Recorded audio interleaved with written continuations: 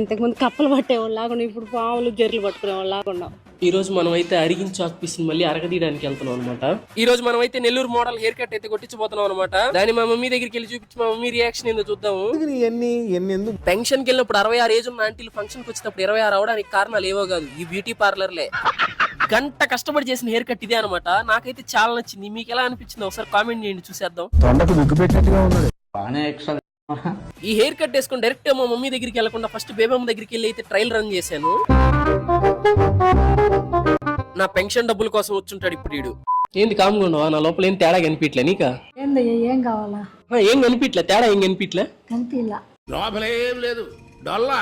మా మమ్మీ హనీని తీసుకుని మేడ మీదకి వెళ్ళి ఉందనమాట. చాలాసేపు అటు ఇటు తిరిగాను, మా మమ్మీ కూడా గమనించలేదు. నేనే అడిగాను మా మమ్మీని, ఏం తేడా కనిపించలే. కటింగా ఏం బాగుంది.